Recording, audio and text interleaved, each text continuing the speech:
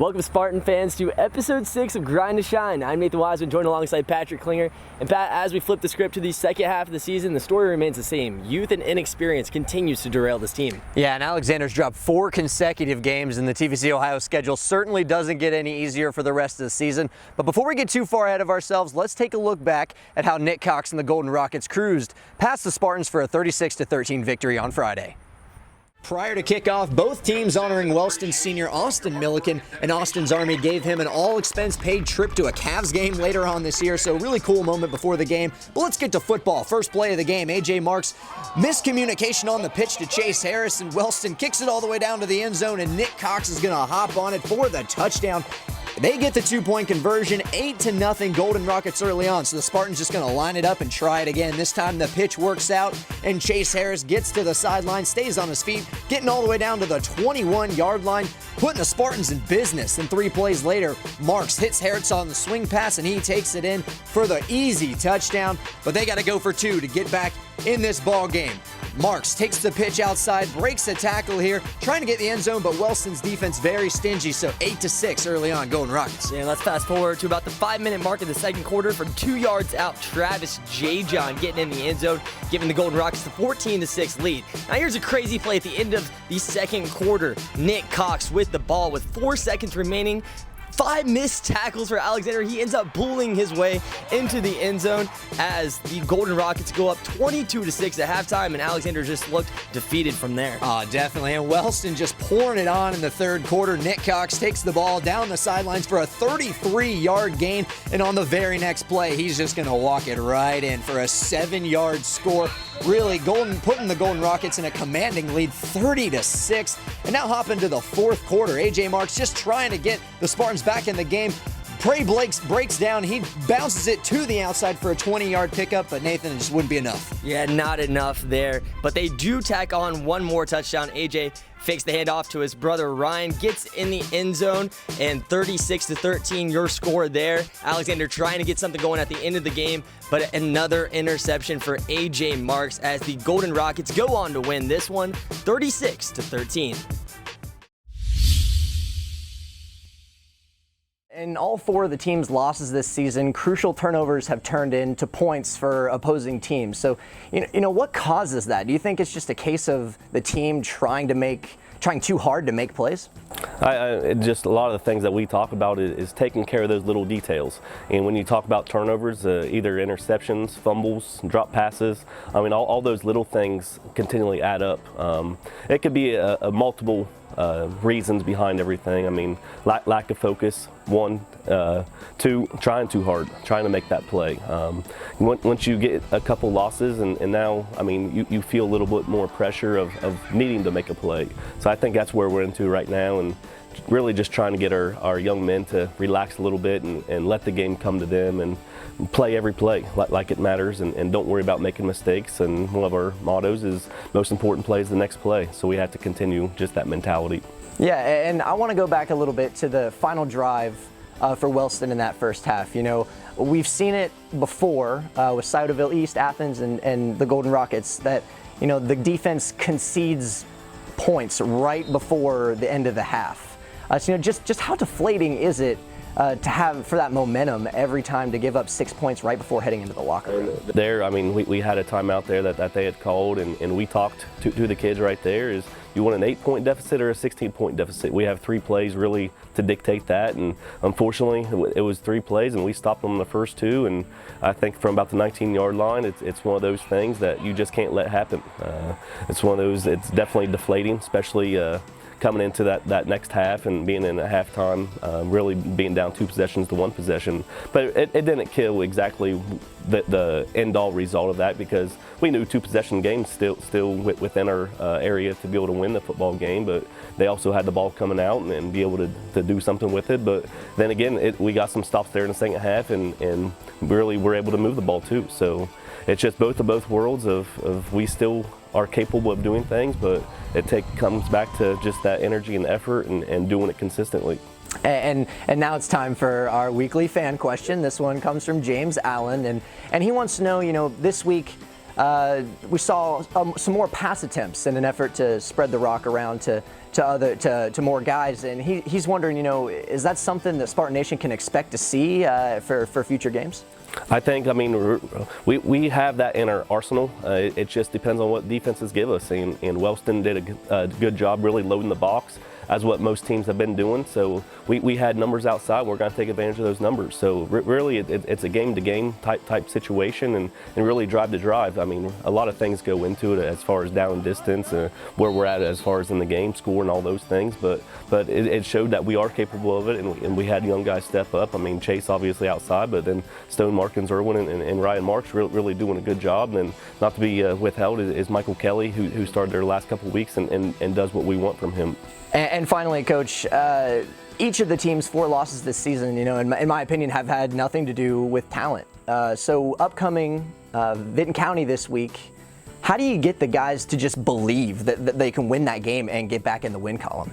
That's a $100 question. I wish I knew the answers, but one thing that we're not going to stop doing is preparing these young men. And we also know in the long run, our young men aren't going to quit either. And we talked about Friday night after that loss is Spartans never retreat, Spartans never surrender. So that's the attitude going forward. And we're going to get back at it on Monday, and we're going to have great week of practice Thursday. It's going to be really the hay in the barn type day, and be ready to go on Friday. And we're on the road again, and we know it's a winnable game for us. And really, our season has a lot right now on just this game right here. But I know coaches, we're going to be ready. Players, we're going to be ready. And I know Spartan Nation will be out watching us too. Yeah, I know we're both excited for that game Friday, and Spartan Nation will definitely be there to support. So, Coach, thanks a lot. Hey, thanks, Patrick. Road games this year have not treated these Spartans very well. Alexander's 0-2 on the road this year, and Pat, they travel again this week to Vinton County to take on the Vikings. And taking a look at this Vinton County team, they're 1-4 right now, that one win coming against Meigs, but overall their defense has surrendered quite a few points this year. Yeah, you're right. Last week at Athens, they gave up 63 points, and on the season, this Vikings defense is giving up 38 points. So with a Spartans team that right now is frankly struggling to move the ball and score points, they could find some success this week against Vinton County. Yeah, so let's take a look at the 3 keys to an Alexander victory in this week. And number 1, the Alexander Spartans, they have some injury problems this year. Pat, some guys are banged up. What's the injury report this week? Yeah, not only with a disappointing loss last week, but lost 2 key players. First, sophomore Ethan Howes. He took a handoff last week at Wellston in the first quarter and broke his collarbone. He's going to be out for the season, and that's going to be huge for the Spartans, not only on offense, but defensively, him being right there at the middle linebacker position. That is the quarterback of the defense. That is a very difficult position to replace. And senior Brandon Wilkinson on the offensive line with continuing knee problems throughout the season has decided to forego the rest of the season and sit out to keep that knee safe. And with him gone, Nathan, this offensive line will be switching guys around in new positions that they're really not used to, so it can be very interesting to see how the Spartans perform up front. Speaking of not catching a break, the Spartans have struggled to begin the game the last couple weeks. They had a safety 2 weeks ago against Athens, and this past week they fumbled the ball, which resulted in a Wellston touchdown. So what do they need to do this week to kind of stop that trend? Yeah, they've started so slow almost every week of the season, and those first drives are killing them. They a lot of times coming up with turnovers and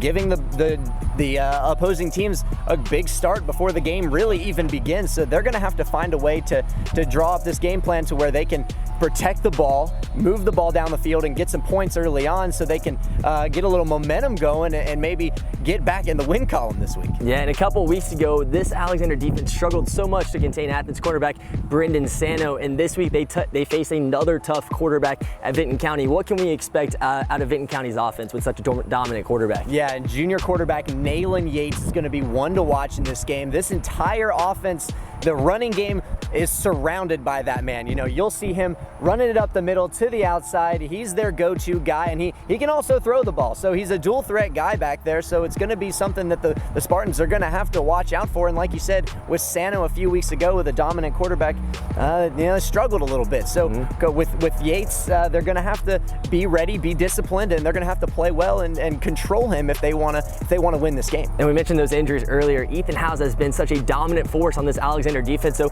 some other guys are really going to need to step up in that front. And I think one guy that could be their man is sophomore Kimbrough. He's made some dominant plays on defense lately. You know, on paper, he doesn't stand out when you just look at his size, but when you see him play, when you see him make a tackle in open space, that'll change any thought that you had before the game. So I caught up with Connor to talk about the season earlier this week.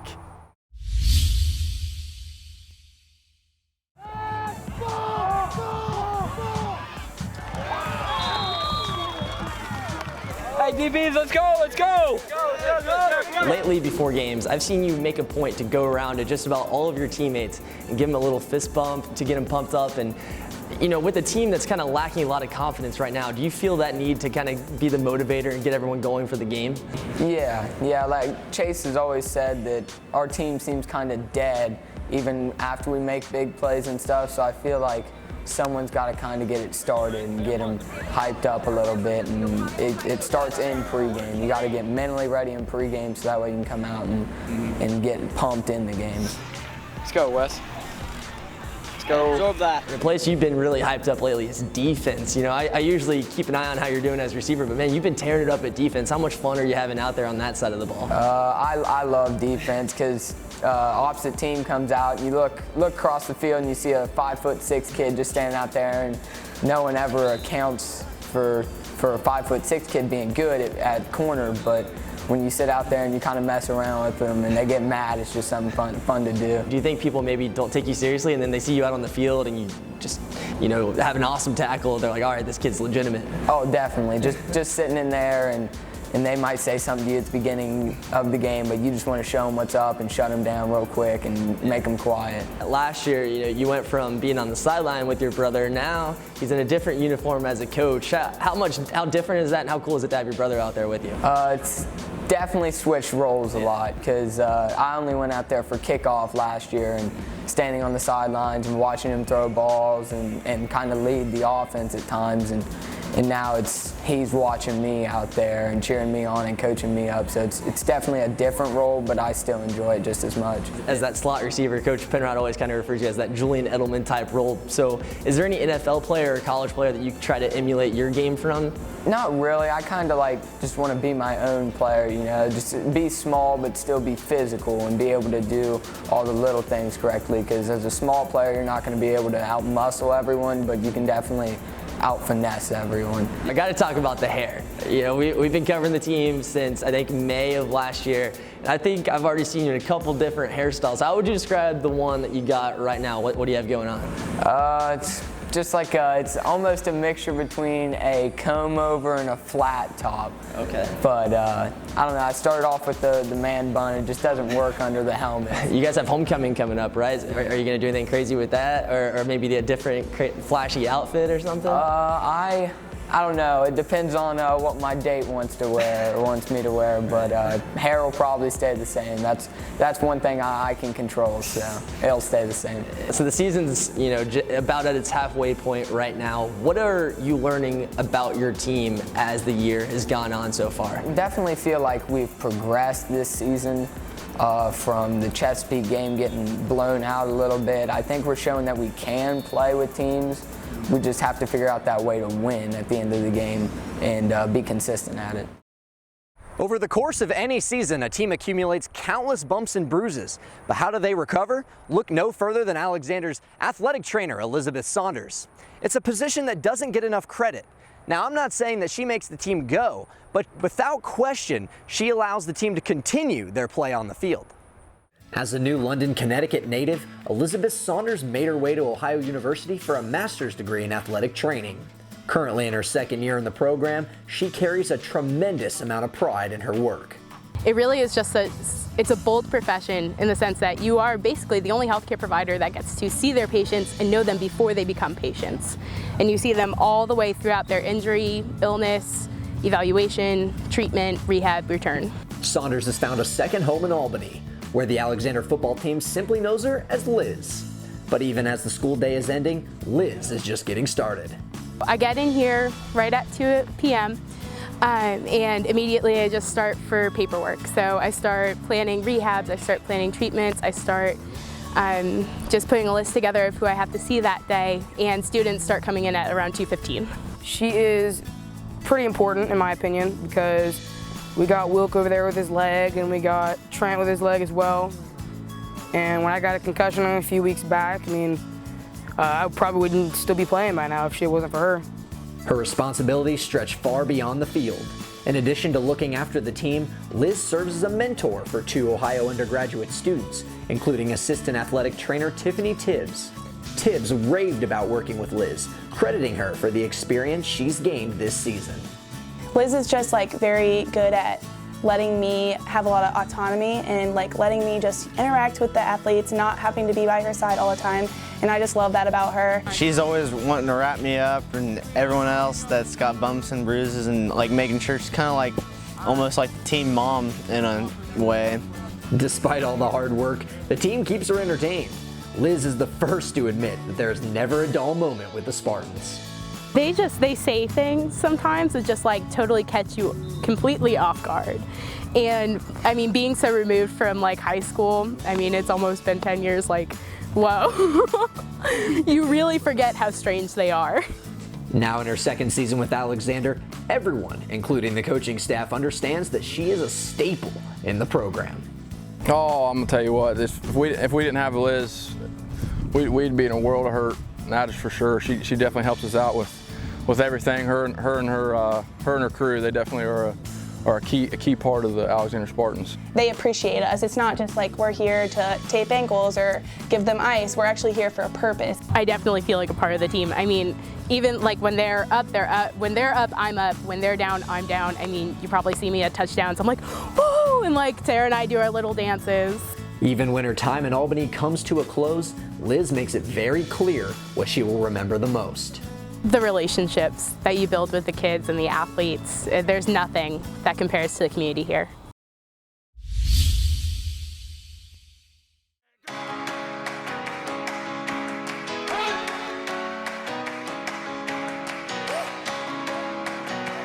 You better not be the one to doubt us, 'cause we've been putting in the hours. We only taking what was ours, 'cause we gon' blow your mind. Okay, whoa. We've been on the road, from the go. Hit my blow. You know we've been down for too long to give up. Can't go. I need all pesos, want it all. Case closed. I go wild to the wall, can't hold to the ball game over. These boys can't hold me. You boys can't hold us. With that, another episode of Grind to Shine is in the books. But make sure to check back with our social media pages on Friday night for exclusive interviews with players and coaches. And we'll be back on your screen for episode 7 on Thursday, October 6th. You don't want to miss out on that, and it'll be one of the most fun weeks of the season, homecoming. So until then, we'll see you out in MacArthur on Friday night as the Spartans travel to take on the Vikings.